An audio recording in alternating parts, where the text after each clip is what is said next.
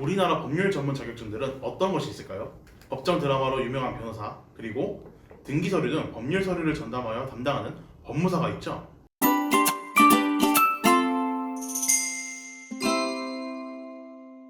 21세기는 지식재산권을 두고 벌이는 각축전이 대세입니다. 우리에게 유명한 삼성과 애플이 각국 법원에서 누가 뭐 이런 거, 뭐 블루투스 이어폰 같은 걸 누가 먼저 개발했고, 뭐 뚜껑 여는 것부터 시작해가지고 우리가 볼 땐 되게 치사하고 뭐 저런 걸로 싸우나 싶을 건데, 기업 입장에서는 이런 거 하나하나가 되게 중요한 지식재산입니다.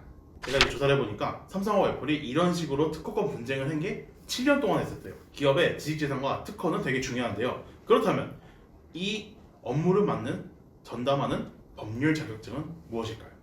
해당 자격증의 정식 명칭은 변리사입니다. 변리사는 각 지방 특허청과 법원을 상대로 개인, 스타트업, 대기업 등 아이디어로 승부를 보고 싶어한 사람들의 기획과 그들이 만든 발명품, 그리고 지적재산권이 지켜질 수 있도록 특허, 실용신안, 디자인과 상표 및 브랜드에 관한 법률 감정과 사무를 대리하는 전문직입니다. 자, 어떻게 보면은 특허와 지식 분야의 변호사라고 할 수 있겠는데요. 여기서 약간의 차이가 있습니다. 자, 그것은 바로 업무 범위입니다. 우리나라 그 사법제도상 변호사는 변리사 역할을 겸직할 수 있습니다. 이에 따라 특허 출원 및 심판, 상표 분쟁 소송 제기부터 민형사적 소송 분쟁 모두 참여할 수 있죠. 하지만 변리사는 특허청 출원, 특허 심판청 심판, 그리고 소송에서는 심결 취소 소송 대리만 할 수 있을 뿐 전반적인 분쟁 관련 소송 대리는 하지 못합니다. 그렇기 때문에 만약에 삼성과 애플이 뭐 이런 펜 같은 거를 두고 특허 분쟁이 벌어졌다 그러면은 그 한 팀의 변호사와 변리사 모두 선임되는 것이 특징입니다. 이제 이들이 어떻게 업무를 하냐? 그러면 변리사는 이공계나 산업 분야에 대한 지식과 정보를 제공을 하고, 변호사가 이를 토대로 법원에서 공방전을 펼치는 팀워크 형식으로 업무를 보는 편이에요. 자, 이렇듯 변리사는 어느 정도 제한된 특허 업무를 전담하는 법률 자격증이라고 볼 수 있겠습니다. 자, 그렇다면 변리사는 어떤 계열을 주로 취득할까요? 우리가 생각하기에 법률 자격증이니까 뭐 인문계, 뭐 사회과학대, 뭐 아동학과, 뭐 철학과 다 지원할 수 있을 거다 이렇게 생각을 하잖아요. 근데 좀 사실과 다릅니다. 해당 자격증은 전 학과가 아니라 대학교 내에서 건축공학과, 전자공학과, 컴퓨터공학과, 기계물리학과, 화학과, 광업학 등 이공계 학생들이 주로 취득을 한다고 하는데요. 자, 왜 그럴까요? 이는 변리사가 지금 현재 맡고 있는 업무 구조를 살펴보면 이해할 수 있습니다. 우선 지금 이들이 맡는 주요 업무 분야가 공과대 위주로 편집되어 있기 때문인데요. 현재 제도에 따르면 변리사가 맡는 영역은 기계공학, 화학공학, 전기전자, 생명과학입니다. 그러니까 대학교 및 대학원 기준으로 봤을 때 이공계 출신들에게 더 유리한 법률 전문 자격인 것이죠. 이 때문에 변리사는 이공계의 꽃이라고도 불리기도 한다는데요. 자, 그런데 과연 인문대생은 못할까요? 그것은 아닙니다. 왜냐하면 변리사 업무 중에서 실용신안권과 상표권, 디자인권이 있기 때문인데요.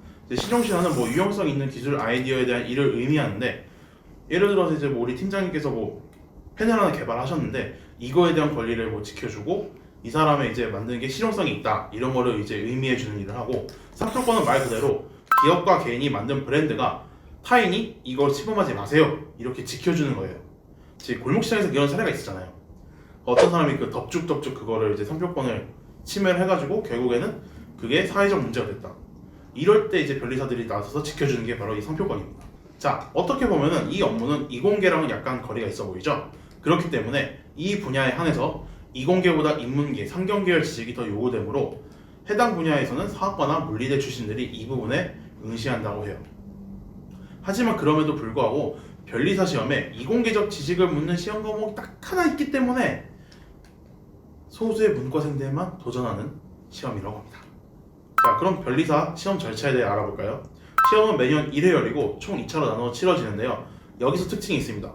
보통 우리가 생각하기에 자격증은 전국 각 도시에서 같은 날, 같은 시에 열리는 걸로 이제 생각을 하잖아요. 변리사는 좀 다릅니다. 1차하고 2차가 한정된 지역에서 열립니다.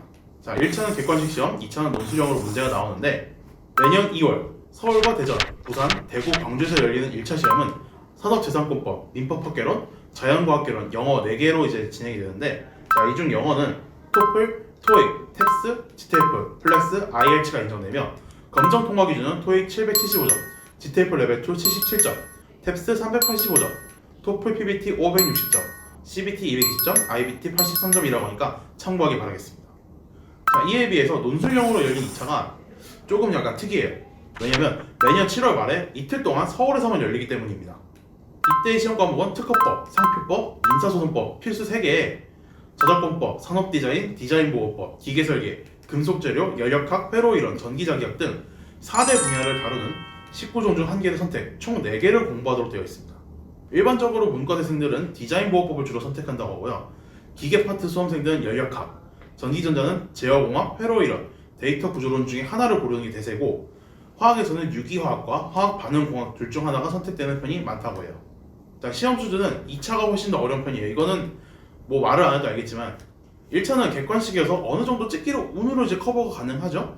근데 2차는 조사를 해보니까 한 10페이지 정도를 모든 답안을 글로 써야 되기 때문에 난도가 당연히 높을 수밖에 없다고 해요. 자, 그래서 합격생 시험 결과 평균을 내보면은 2021년 기준으로 변리사 1차 합격 컷은 76.7점, 2차는 56에서 60점 사이로 나타납니다.